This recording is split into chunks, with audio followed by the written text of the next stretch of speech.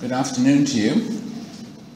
I'm tempted to say we're moving from the esoteric to the practical with my lecture, but as a theologian, of course, I'm well aware that of the vital and practical and life-giving nature of our theology. Nevertheless, I'm addressing specifically this afternoon the question of abuse, abusive leadership within the Christian church. I'd like to begin my paper with a brief summary of the context from which I'm speaking to you. In the last decade or so, what many call the West has been besieged by a succession of scandals relating to those in authority. In the past, such abuse has been tolerated by those who felt vulnerable and powerless, and they may even have been told they had to tolerate abuse. It was their duty. However, the current scandals reflect a growing, strong, even fierce reluctance to allow such abuse to continue. As a result, an increasing number of agencies, politicians, business leaders, and other public figures, even royalty, have been disgraced by those who have come forward to witness to their own experience of abuse. This abuse has often been physical, frequently sexual, but also includes a variety of forms of bullying and coercion, which can be physical, psychological, and spiritual. And I mention the last category of spiritual since several high-profile cases have been abused by church leaders, not least, but not exclusively, those within the evangelical churches or organisations with which I personally identify. Quite apart from more prominent cases, I myself have on several occasions been subject to abuse by Christians in position of power, and my health has suffered and still suffers as a consequence. I've also found myself having to pastorally support others who've been subject to quite appalling abuse by individuals and groups of allegedly fellow Christians. So my interest in this topic today is not merely theoretical.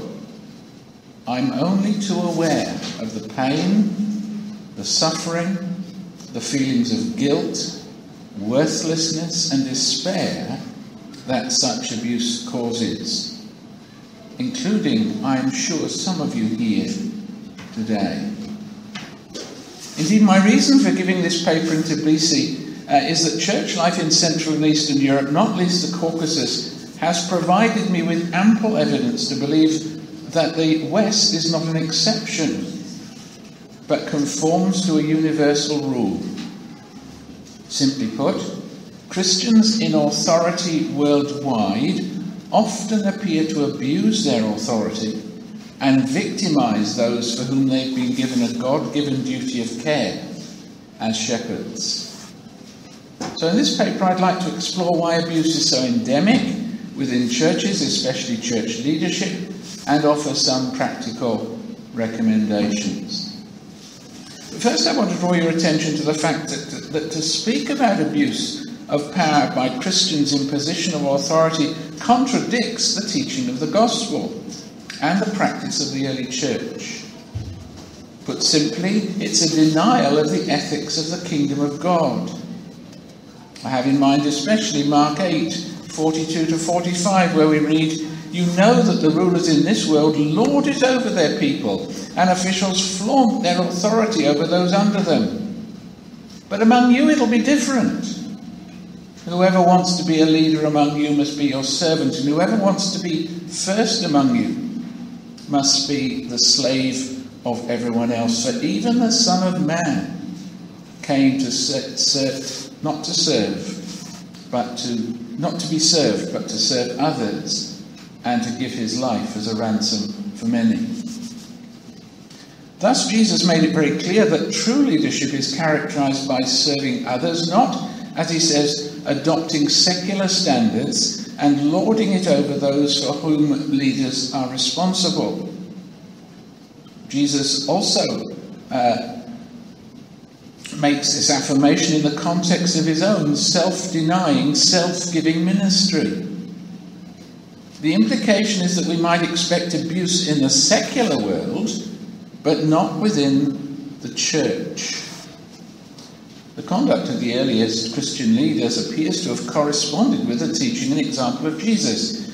For example, Peter was well aware of his apostleship, as is clear from 1 Peter 1 verse 1. But he identifies himself as a fellow elder in 1 Peter chapter 5 verse 1, recognizing that responsibility does not involve lording it over those for whom he's been given pastoral care. Then in 2 Peter chapter 1 verse 1, Peter again refers to his apostleship, but he adds the corollary that such made him a slave. Finally, he concludes the same letter by referring to his readers as his dear friends in 2 Peter chapter 3 verse 17.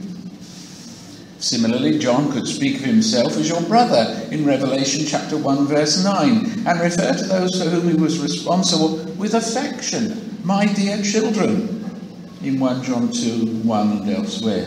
And very simply, he refers to himself as the elder in 2 John verse 1. James, the leader of the early church, and his brother Jude, both, in my view, half-siblings of Jesus, but we can leave that debate for another day, refer to themselves as servants, James 1:1 and Jude 1. So did Paul, Romans 1:1 and elsewhere, and I'll return to Paul. All these apostolic leaders of the early church recognized the call to servitude to Jesus and recognized the exemplary nature of Jesus' own ministry. It's therefore no surprise that they echo Jesus' words so often. Tragically, such self-giving, self-denying, humble service of others for Jesus' sake and according to his example is scarcely one that prevails in the church today. The question is, therefore, why? I would like to offer to you 3 reasons for such abuse. We could doubtless come up with others, and lying back at all of these is the question of human sin, but I'm not going to address that specific question today. So the first reason, the influence of history. From the 4th century onwards, both the Western and the Eastern churches found themselves inextricably caught up with the political life of their respective spheres. Something that's often little changed today. There was and is, of course, a positive side to this. Society was and is undoubtedly leavened by the church's presence. There was, however, a downside. The structures of the church and the expectations of its leaders became those shaped by the prevailing secular culture and its hierarchy of authorities and power games. Almost from that point on, we can trace in every branch of the Christian church a split.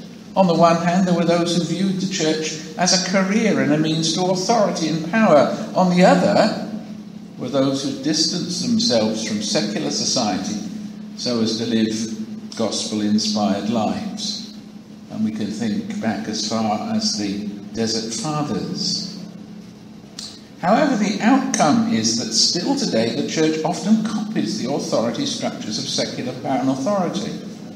A career in the church remains a pathway to honour and power, and sadly too many Christians have bought the lie and think that this is how leadership in the church should be exercised.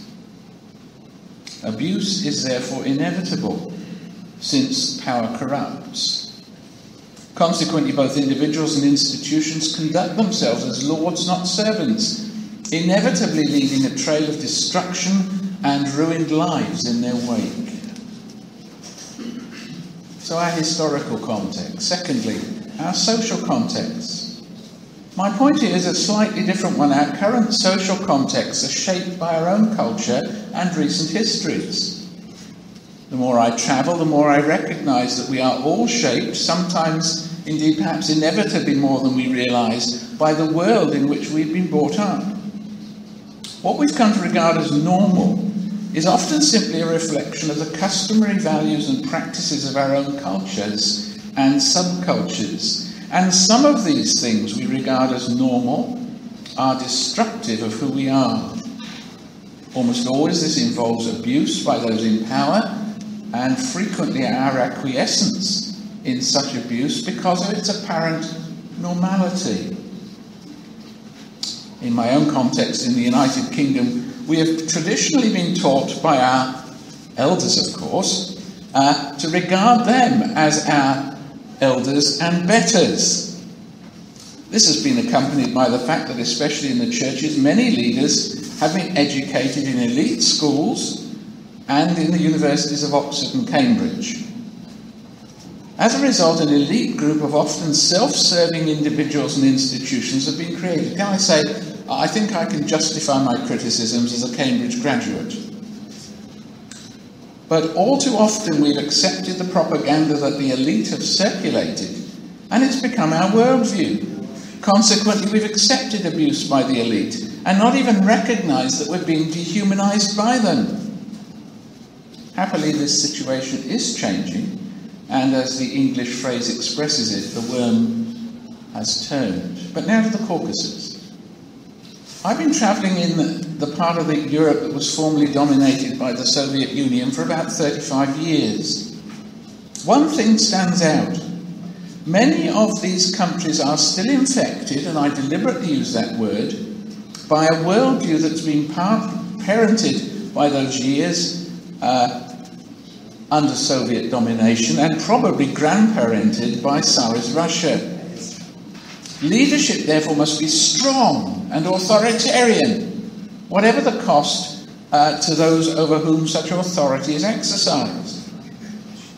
Thus, all too often, to aspire to leadership is to aspire to being a bully, whose agenda is self-driven, and to whom others must be subservient. If Vladimir Putin must be strong, so often we think, should our pastors and our leaders be autocrats? And we must submit to their rule or face the painful consequences. However, whether it's in the United Kingdom or the Caucasus, we need to grasp, and our leaders need to grasp, that this is not the ministry and servanthood that characterized Jesus and the early leaders of the Christian church. Rather, it's an anti-Christian model that lords it over others and abuses and dehumanizes those for whom they've been called to serve. I cannot express myself more strongly my belief that the painful divisions so characteristic of churches and congregations in the West and in the Caucasus are the result to a very great extent of such sinful abuse by false shepherds. These leave a trail of destruction and damaged lives in their wake. Very simply, such leadership, I suggest, knows little or nothing of the Spirit of Christ. But there's a third factor, the historical, the social, and then issues of personal character. I noted that the church history reveals that in almost every generation there are those who sought to walk humbly before their God. Many of these women and men we now regard as saints. They're lasting examples of how we too should live. But the same history reveals there has almost always been another group. These have regarded advancement in the church as a route to power and authority. But how, in the light of Jesus' teaching, can that be true? Various answers might be given, but I want to focus on just one as we begin to draw to a conclusion. Recent studies, especially in the United States of America, have revealed that very many Christian leaders reveal a tendency to a sociopathic or a narcissistic character trait. Now, a sociopath has been described as, and I quote, characterized by a limited capacity for empathy and a long-term pattern of disregard or violation of the rights of others. This personality trait or disorder often includes, quote, a lack of remorse after hurting others, deceitfulness, irresponsibility, and aggressive behavior. I end quote. A narcissistic personality disorder is, again I'm quoting, characterized by a fragile sense of self that becomes a view of oneself as exceptional. It's a personality disorder characterized by a lifelong pattern of exaggerated feelings of self-importance, an excessive need for admiration, a delusional sense of status, a diminished ability or unwillingness to empathize with others' feelings, and an interpersonal exploitive behavior. Again, I end quote. And these two traits are often linked, one with the other.